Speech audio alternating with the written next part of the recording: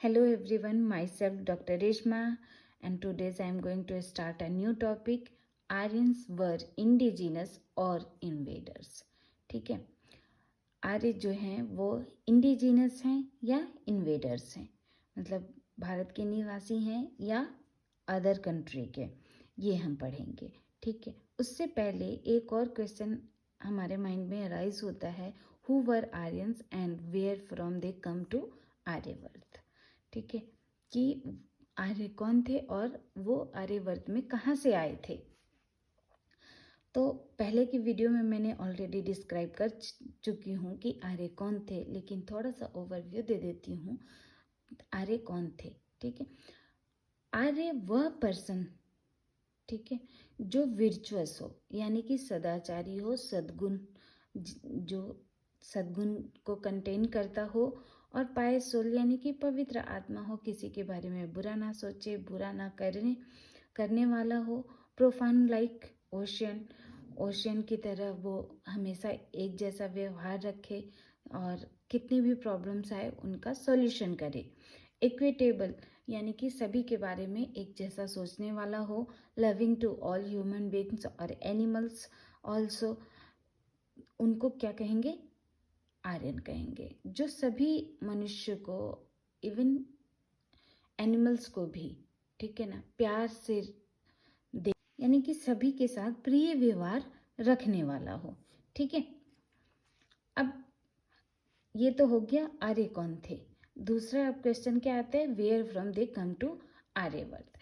तो आर्यवर्त में वो कहाँ से आए थे।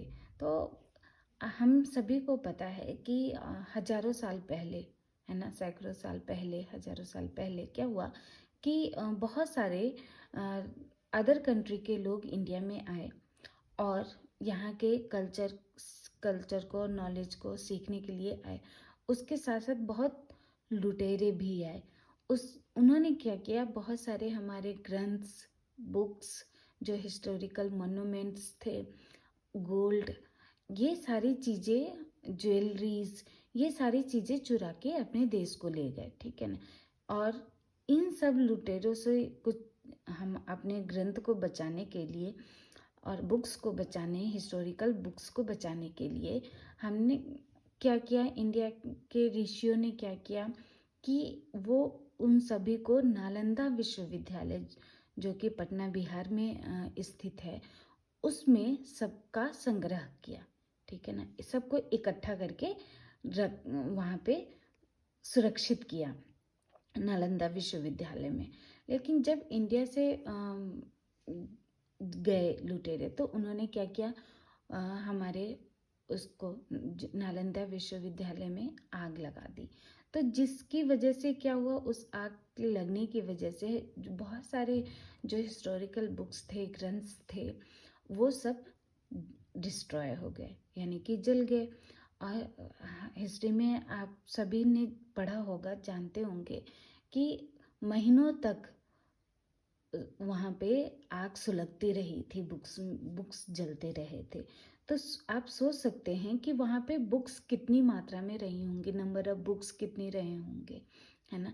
लेकिन अब वो सब डिस्ट्रॉय होने के बाद बहुत सारे जो हिस्टोरियन थे, उन्होंने क्या किया, फॉरेनर हिस्टोरियन थे, बुक्स लिखने स्टार्ट किए, दोबारा से ग्रंथ लिखने स्टार्ट किए। तो उन्होंने जो उस टाइम का सिविलाइजेशन था, कल्चर था, कस्टम्स था, तो उन सब का जो सही लिखने की जगह पे उन्होंने क्या किया, उन सब चीज़ों को गलत लिख के चले गए, और उसकी वजह से जो हमने पढ़ा वो हम गलत पढ़ते चले गए। लेकिन जो हमारे वेद में लिखा गया था, ठीक है ना, वो चीज़ अभी भी हम उसी के अकॉर्डिंग अपने, हमारे भारतवर्ष में जितने भी इंडिया में रिचुअल्स हैं, वो सब वैदिक कस्टम के अकॉर्डिंग ही फॉलो होते हैं। ठीक है ना, तो जो वेद है वो खुद ही इंडिया से ओरिजिनेटेड है ना, और वैदिक पीरियड में ही आर्यवर्त का नेम का जो है वो डेफिनेशन है, ठीक है ना। वैदिक पीरियड के टाइम पे ही आर्यवर्त को डिफाइन किया गया है और ये वर्ड सुनने को मिला है, ठीक है ना। और वेद जो है वो एक वेद संस्कृत वर्ड है जो कि वेद से लिया गया, संस्कृत वर्ड के वेद से लिया गया है, जिसका नाम होता है, जिसका मीनिंग होता है नॉलेज, ठीक है। तो फर्स्ट जो सिविलाइजेशन है वो भी इंडिया से ही ओरिजिनेटेड हुआ है और इस वजह से जो हमारा इंडिया का नेम है ना, वो आर्य ऋषियों के आधार पे ही रखा गया है, ठीक है। पहले आर्य ऋषियों के आधार पे, आर्यंस के आधार पे आर्यवर्त रखा गया, ठीक है ना। और इंडिया से ही पूरे विश्व में ये आर्यंस जो हैं वो स्प्रेड हुए, ठीक है। Ancient India was named Aryavarta after Aryan rishi living in this territories, ठीक है। अब पिछले वीडियो में हमने पढ़ाया कि ऋग्वेद में ये कहा गया है कि ब्रह्मा कहते हैं कि I provide kingdom of this land for the Aryans and make the whole world Arya, ठीक है। उन्होंने ऋग्वेद में ही कह दिया है कि वे ब्रह्मा कहते हैं कि मैं आर्यंस के लिए पूरे साम्राज्य को प्रोवाइड कर रहा हूँ और आर्यन को इस पूरे साम्राज्य को, विश्व को क्या बनाना है, आर्य बनाना है, ठीक है ना।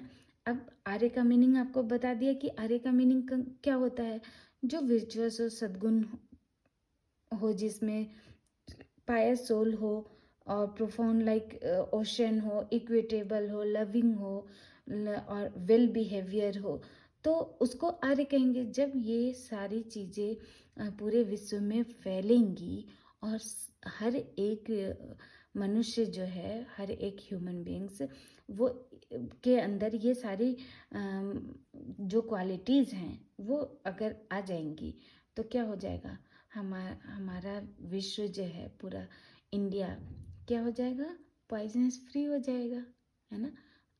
अच्छे सब एक दूसरे के साथ मिलजुल के रहेंगे। इसलिए ब्रह्मा जी ने कहा कि पूरे वर्ल्ड को आर्यमय बनाना है, ठीक है।